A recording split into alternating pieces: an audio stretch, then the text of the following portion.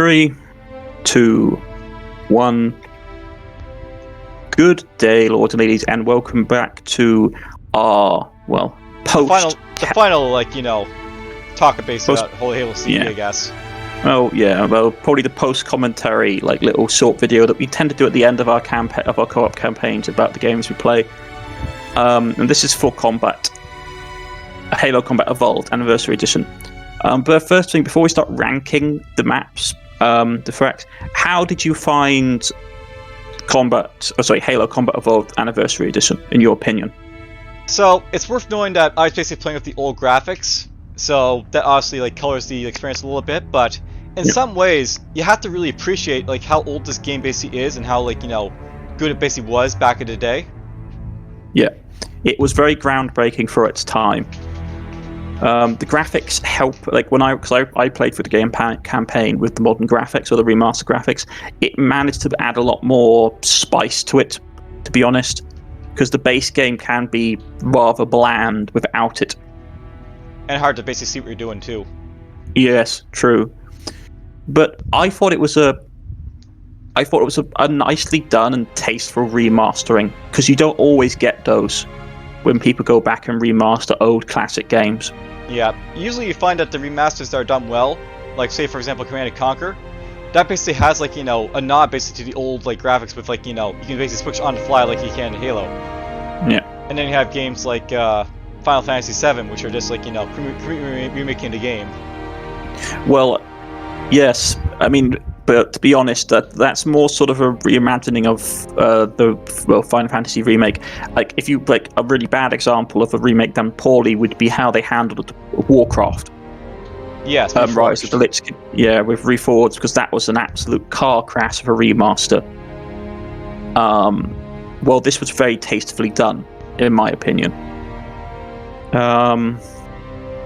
And it just brought a lot of stuff back into the game, a lot of the achievements you could do, and the skulls. They redid the skull system, which was nice, because you didn't, in the original base game, you had to pick up a skull, then restart the game for the skull to take effect. So if you wanted to get all the skulls active, which I don't believe it was possible, you could only get 9 out of the 10 skulls, or however many it was, you couldn't get the last skull to activate, because it was... I'm trying to remember. It was considered to be nigh on impossible to do. But now you can have all the skulls activated and play through the game in one go, which is very challenging. But let's discuss the missions. The missions. That's the main thing. So let us first pick what we can You say the first 3 that you think that are your favorite missions, DFuxa, and then I will say my preferred 3 that are. Well, actually, how about we just go from the worst to the worst, I guess. Okay, that's okay. Let's start. So from the very worst map. I think we know which one we're going to go with. Yeah. Yeah. So the library. The library, as you can see, I've picked it here. It's a pretty. Even with them redoing it in a remaster, it's still bad. Yeah, it's. The problem is it's a map that is monotonous. It all relatively looks the same, and it is just... It gets dull really quickly. So I should probably note, the sort of, feeling of this map, basically the library. Basically, when the developers were making the library, the purpose of the flood, basically in this map, is to show that they're basically overwhelmingly just numbers and stuff like that. They just keep coming, and that's one of the sort of feelings of this map, because it's basically they just keep coming and they get boring over and over again at some point. So it becomes monotonous. Yeah. One of the issues that the Flood have in the original Halo Combat Evolved, in my honest opinion, is that they were basically very once you fought them a couple of times, they became very a generic thing, which was that they didn't have as many tactics as the Covenant. And they only ever used... It was the thing was especially on the higher difficulties, their weapon selection is pretty much A or B. They're either using shotguns or assault rifles most of the time, or they're using plasma rifles if they're using Covenant stuff. Or they use pistols. So or pistols. But the thing is that they become very monotonous and very sort of cookie cutter-ish. a foe, and they become quite boring, especially on library, on keys, which is when you can see them in the next Halo game, in Halo 2. The Flood become a lot more... The developers put a lot more effort into putting a lot more variety into the Flood. They also designed the maps better for them as well. Yeah, and they added a lot more variety of the forms that you fight. But yeah, library, worst map. We both agree library is probably the worst map. Followed by... It's a hard choice, but I'm probably going to say my personal opinion is that the next worst map is probably Keys. Yeah, Keys. It's Keys. I think it's basically Truth and Reconciliation. It is pretty much the Truth and Reconciliation map, just with Flood, and it's just a slog. So, especially if you're... We should probably actually note one of the reasons that Keys is bad is because it comes after Two Betrayals too. Yeah. So you go for a long map in Two Betrayals where the Flood and the Covenant you are all slugging it out, and then you go to Keys where it's you versus the Flood versus the Covenant slugging it out, but just in a tiny map. Also, this is one of the things you all have to remember as well. By this point in the game, from library onwards, you do no longer see any human faction. Like, there's no Marines, there's nothing. It's just you, the Covenant and the Flood for the rest of the game. And the Sentinels sometimes. Yeah, but it becomes very monotonous. Also, just the infinite respawning Flood in Keys is just really, especially on the higher difficulties, it's just annoying. And combined with the high level elites that you get, the commandos, the Spec Ops elites that are literally so grenade happy, it's unbelievable. Though I will give them some credit because you can technically skip past most of them. Yeah. You can skip past a good chunk of Keys, but the fact that most people skip parts of Keys indicates that it's not fun to play. Yep. So we have the 10th place is Library, 9th place is Keys, followed up very quickly, in my personal opinion, by Truth and Reconciliation. I guess that's probably a good pick. I probably would rate this a little bit higher myself, but we'll talk about this map first. Yeah, personally, the reason I dislike Truth and Reconciliation is that it's not that it's a bad map. The problem is that it's really easy to have to restart, because of where they put. Especially, I've found myself when playing it for a normal. There are some areas where it's really easy to either miss the healing kits where they put them, or for the healing kits not to show up from time to time. Because of the anniversary graphics too. Yeah. So it's one of those things where it's really easy to get far into Truth and Reconciliation and just have no health. I pretty much went through the entire... when I was playing it through on my own, I went through it on normal, from getting on board the ship to getting to Keys without a single healing pack, and I had 1 HP by the end of it, and I was literally checkpointing all the way, which is not fun. So I will note that there is some good things about Truth and Reconciliation, though, just to throw it out there, because one of the good things to know is that this does have that sort of sniper rifle sequence at the start. Yeah, that's a good section. I will agree. And you also basically have to fight the hunters for the first time, which is also a good point about it. Yeah, I like that. Getting up to the carrier is fine, but once you're on the carrier, I find that it degrades the actual map. It degrades eventually, because the first part of the carrier where you basically find a silent, stealthy, sword swinging guys. That's kind of fun. Yeah. Though it can get a bit, especially, but though you and I both said that, though it is fun on the hard difficulties, it becomes an absolute slog because you're redoing it so many times. That's the only bad thing, because basically you realize, oh shoot, these guys are actually really difficult at this point. Yeah. And you don't really have good enough weapons to deal with. Unfortunately, their shields are like pudding. Yeah, so as long as you basically know they're there. Yeah. So 10th for me is Library. 9th is Keys. You say you say the 8th is basically Truth and Reconciliation. Yeah, Truth and Reconciliation for me. I would say that for me, the 8th for me would be Two Betrayals. I was going to put Two Betrayals as my 7th pick. So let's talk about it now. Yeah.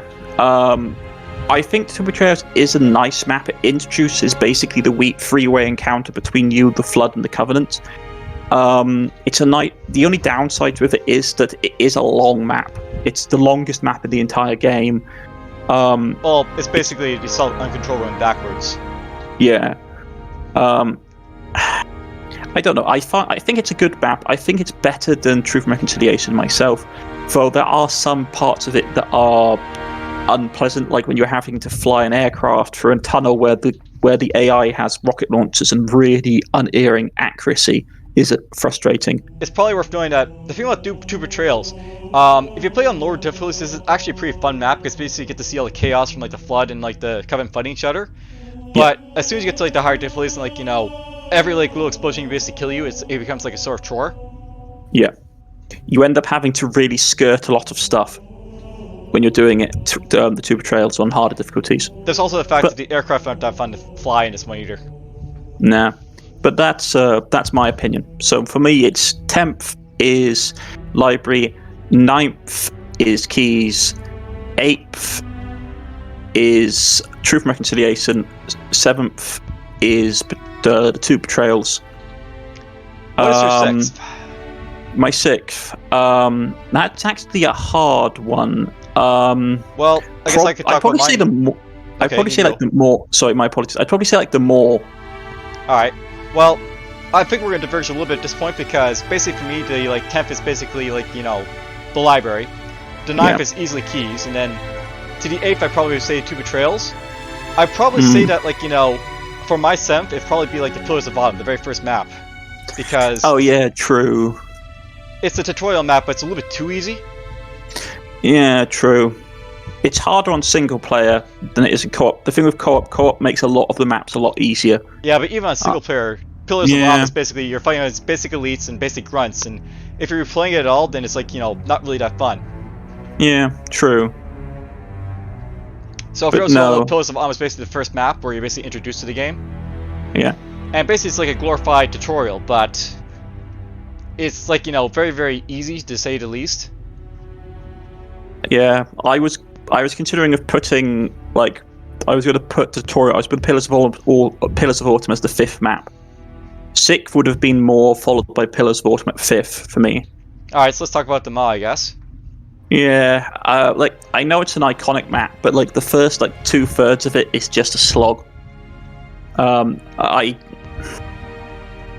It's a good map. The ending boss section can be engaging, if a bit frustrating with how they did it. And then you have the iconics, basically car chase. Run. Yeah, Warthog Run. So it's a good, solid map. There's no real, in my opinion, any real frustrations with it. It's not too long. It's not too overly bending all over the place. The boss section at the end can be frustrating. But as long as you know what to do, it's relatively easy to get it done. The only really bad parts of it is basically the infinitely respawning flood. And where you basically have to fight the Covenant, you actually can't run away from it, you have to basically fight them. They can be grenade happening, that's annoying. But yeah, I think for me it would be 6th would be the more, 5th would be Pillars of Autumn, because it's a good map, but it's a good map, it's an iconic map, but it's not a great map. And for me, the 4th one would probably be Halo. The second map. Yeah, probably the 4th one would be for me Halo. Maybe Halo or Assault on the Control Room. One of those two. I can't make up my mind. I probably have Assault on the Control Room ahead of Halo myself. So. Yeah, true. I'd say Halo for 4th because it's an iconic map. It's one that a lot of people have played because I believe it was also one of the demo maps you could play was Halo. But it still shares the same issue that Halo had, that Halo but Pillars of Autumn has, which is that it's just you versus the Covenant on a relatively linear map. Well, it is a little bit sort of open in that you can basically do what you want to when you say Marines later on, but yeah, you do retread across a lot of ground though. Yeah, not bad, but not the greatest map. It's good for this is actually be a good introduction map, I think. If they got rid of Pillars of Autumn. Yeah. 3rd for me would be Assault on the Control Room. Good map. It's an iconic map. It's also a big map, and it's a good one to get through. Also, where you get introduced to a lot of the vehicles. Yeah. Um, The Pillars of like- or like not Pillars of but Assault in the Control Room. Probably Yeah. it's worth mentioning. It is like probably the longest map. Like if you like don't consider like Two Betrayals the longest map. yeah. But at the same time, going through it, you basically get to see a whole lot of different types of combat in it. Like you get to see stealth mechanics. You get to see like the tank. The air, like flying the Banshee, piloting the Ghost. Well, if you get the Banshee fast enough, yes. Yeah. Also, you get to see like the full sort of combat, and you also have the Marines. This is the thing I like about Assault in the Control Room's third, is that you get the Marines are still here. Yeah. Like Assault on the Control Room is literally, I believe, it's the second to last map where you have human allies. And the last is Guilty Spark. Yeah, and then afterwards they just all disappear, which in the lore isn't really explained. So, second map, it's a hard one. Personally, I'm going to put, and this may be slightly controversial, I'm going to put the Silent Cartographer as my second choice. Not a bad choice.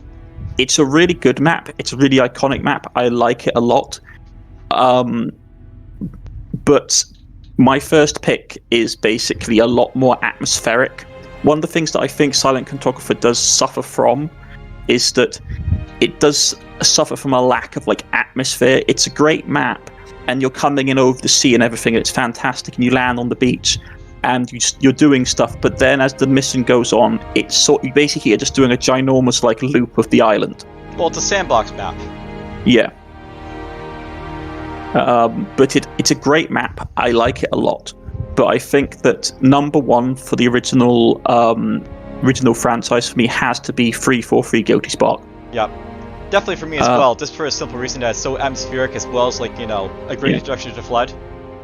Great introduction to the Flood. The atmosphere is fantastic. It's the last time you engage with humans.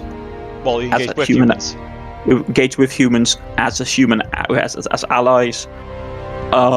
It's also nice to be where the Flood are there, but they're not.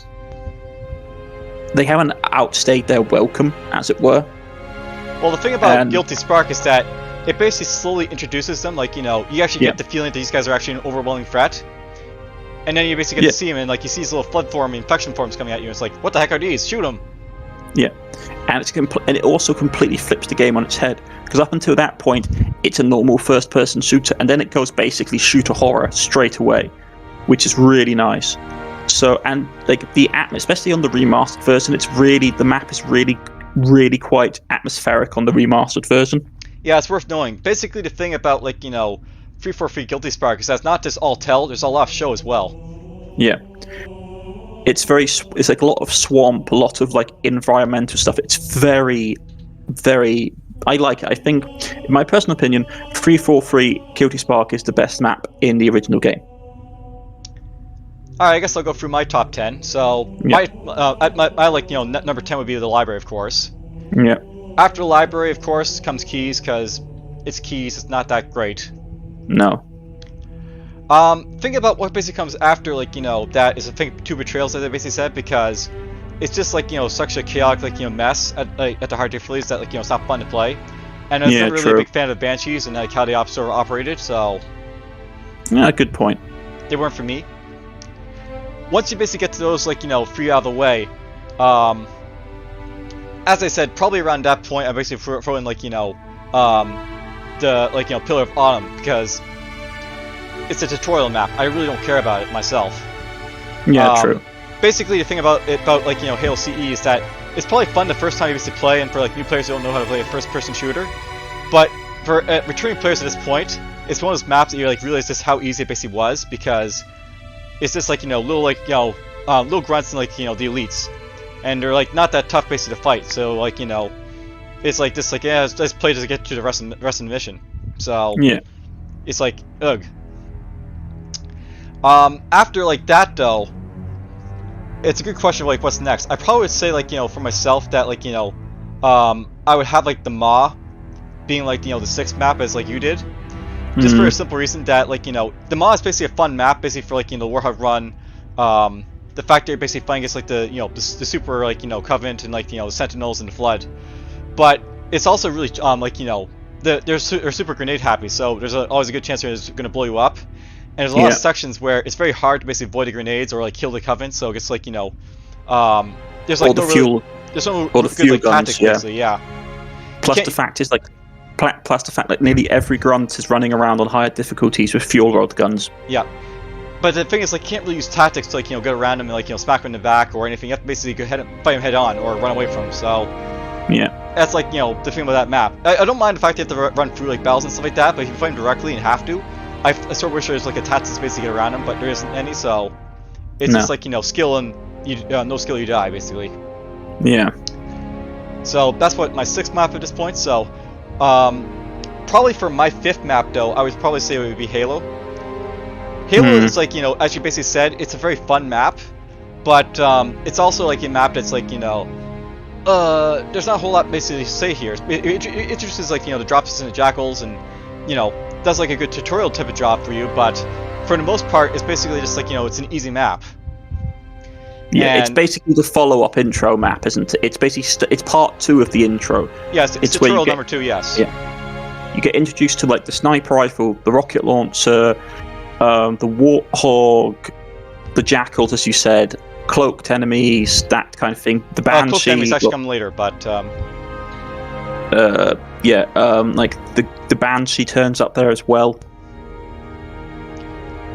But anyways, for the most part, like the thing about Halo is that it's like it's basically tutorial continue for the most part. Yeah. That's anyways, your 5th one. That's my 5th one. Getting to my 4th would probably be at this point like Truth and Reconciliation. So. Nah. I actually didn't really like mind Truth and Reconciliation too much for its difficulty. It's only like really like the hangar basically bit where it's really hard at that point. But the rest is like you get introduced to like sniper rifle. You get introduced to like the hunters. You get introduced to like the stealth like swordsmen. And eventually you get introduced, I think, to like the guys with like stealth like pistol like assault rifles and stuff like that, or the Covenant form basically, passive rifle. For the most part, I think Truth and Reconciliation is actually a good map. It just needs to be softened in a few areas, make it like a little bit more easier and have like more checkpoints. Yeah. But for the most part, it was a good enough like experience for me to basically enjoy it and say it's like top like 5 or 4 or whatever. Yeah. After so you'll get. Yeah. So your 4th pick. What's your 4th pick, Reed? Assault on the control room easily. Yeah. So I'll note that I'm not really a big fan of like the vehicles in Halo CE, just to throw it out there. I'm okay with like the Warthog run and like stuff like that, but the thing about the vehicles is like Cornish probably like moves that in the Ma, they're not fun to control. So you basically handle them and they're driving all over the place. And even though like the Assault on the Control Room map is the one where you get to introduce to the tank, it's also that map where it's like, this isn't really fun either, because it's just a tank, you just blow up stuff and there's like nothing really to do. Yeah, and it's super slow. And there is like some like good parts like in Assault on a Control Room, because I really do like the fact it does have the stealth portions of that map where you can basically stealth up to like the grunts and hit them. If the elites don't see you coming, you can basically stealth up in the back and kill them as well. So there's a lot to basically like about like Assault and Control Room. So I'm ranking it a little higher, but it's still like got some like bad stuff to it as well. So I think that's your 3rd pick, is to Assault on the Control Room, isn't it? Yeah. Yes, it is. All right. So getting to my 2nd pick, of course, that's a big toss-up between like the Silent Cartographer and like the other one, basically free Guilty Spark. Yeah. Now I'll note that basically like unlike Cornish, I probably would actually say that like the Silent Cartographer is actually my number 1 pick. So let's go over free Guilty Spark first. Okay. The thing about free Guilty Spark is that it is like the mission to basically introduce the Flood, and they did a bang up job basically doing it. But I feel that it could have been actually a lot better if they actually like combined the library with it as well. So this shortened the library to be like maybe a quarter of its length perhaps, like you just to go like through like a couple doors, and then like you get the key, and it's right at the end of like free Guilty Spark. So they merged the 2 missions basically. Like you basically sort of like merge the end of where you sort of get teleported into the library and sort of like have it continue on rather than it being sort of 2 of its own missions. Yeah, or like not even teleport, just like the guy finds you, basically helps you out, and like just go from there. But the thing is like they could have like done a whole lot better, basically like had like that sort of monotonous like library, but they shortened it and had like the Flood just like start to feel like really overwhelming at that point. So like you really get to see like, oh shit, this guy's actually really overwhelming us. So. No, I see. I agree. Yeah, I see. I still think personally, for me, it's my favorite, but I can understand where you're coming from because you like the Silent Cartographer for the sandbox nature of it, don't you? Well, the thing about the Silent Cartographer is that like it's basically you have like a beach DDD type of ambush type of thing at the start. Basically, you make your way around on like a warthog, basically to like blast off stuff. But what's really great about the mission is that you also get access to the rocket launcher for the first time. And this is like the first like map where it's actually like well, the only map really where it's actually like really beneficial to use the rocket launcher. So you get to like blow away hunters, and you get to play like blow away like anything else that's really tough, like say the swordman, like major. And the thing about like this map is also like the one is like iconic because basically the one is on a demo. So this is a map that people have played in the past. Yeah. So you have to give it its credit. This is basically the one that actually made like Halo really stand out, I think. And it basically comes right before Guilty Spark, so it also sets a tone for that map as well, because up to like the Silent Cartographer, you're basically just like one-man army that's basically unstoppable and can't be stopped by anything.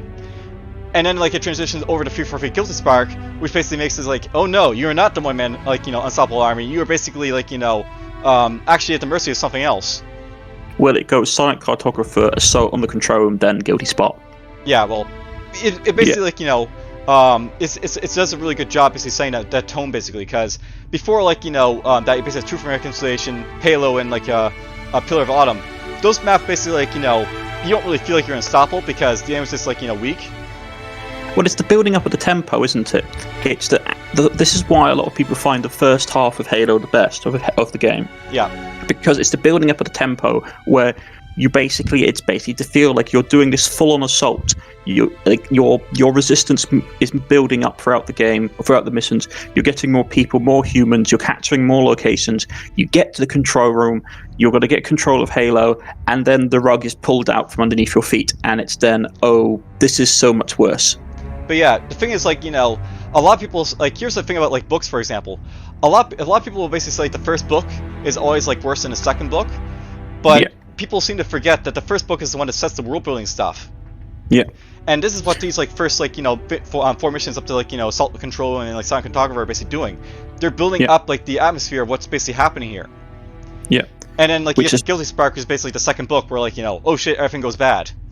Well, it's the crescendo, it's the high point, isn't it? Which is why I think a lot of people felt let down after Guilty Spark.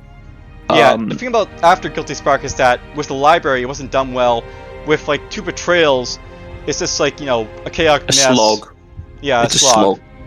Keys is like just like annoying like respawning flood and like tight quarters and everything else. Yeah, it's basically a worse version of Truth and Reconciliation.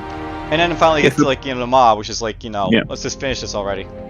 Yeah, I mean the issue I think in my personal opinion, the reason the last three missions suffer is that they are basically like just rehashes of Truth, Reconciliation, the Assault on the Control Room, and Pillars of Autumn. That's all they really are. They're basically rehashing of those three maps. Yeah, though the thing about the Pillars of Autumn is that it's actually done better. So yeah, the Pillars of Autumn one is done.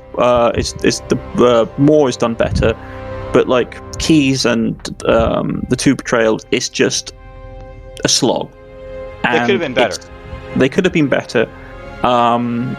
And the problem is they're back to back, which makes them even worse. Yep. After the library, for that matter. Yeah. So thanks you all, folks, for sitting in with our like sort of post-campaign like chat about what we thought about Combat Evolved and what maps we liked the most. And maybe leave your thoughts on what you think are the best maps and what order you basically rank them in. Yeah, leave it in the comment sections below. And we'll get back in contact with you. Perhaps we'll do more Halo missions in the future. We'll see. Yeah, in case if people like us, like the first series we did, which is basically Halo Combat Evolved, we'll do the second game. Assuming we can get it working. Yeah, assuming we can get it working. Halo 2 is infamously finicky these days. I've been Cornish Knight. This has been DFuxa. Yep, one last time. And we'll see you all again next time, folks. Goodbye.